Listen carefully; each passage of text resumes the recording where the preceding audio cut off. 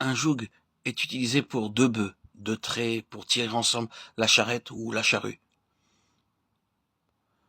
Le Seigneur veut que nous soyons ses partenaires, comme les deux bœufs sous le même joug.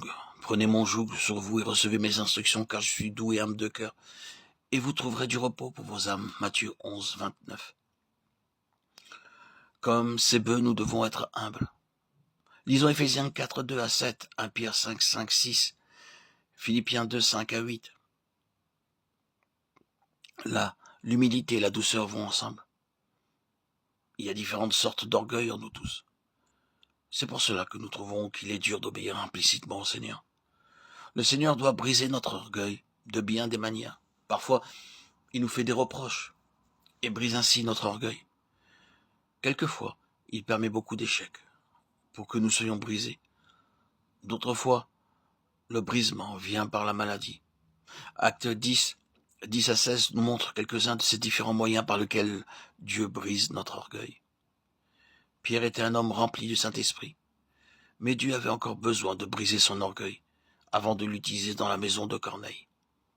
Le Seigneur devait briser son orgueil national. Pierre ne savait pas qu'il avait ce genre d'orgueil.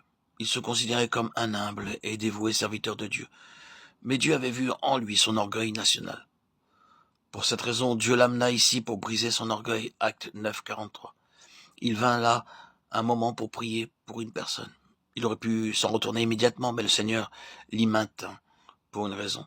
À son insu, tous ses plans étaient ruinés. Dieu ne lui permettait d'aller nulle part jusqu'à ce qu'il les préparait à sa propre manière.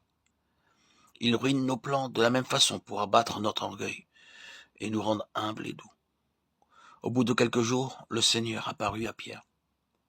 Il est très clair que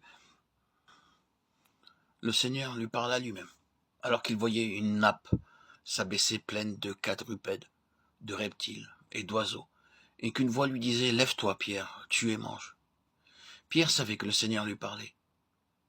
Et il dit, malgré cela, « Non, Seigneur, car je n'ai jamais rien mangé de souillé ni d'impur. » Pierre dit non, comme s'il en savait plus que Dieu.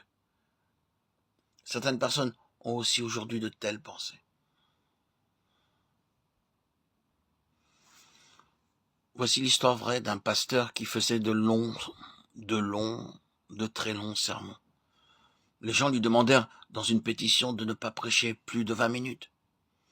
Il écrivit le message et le donna pendant 20 minutes. Puis, il s'arrêta et commença à prier.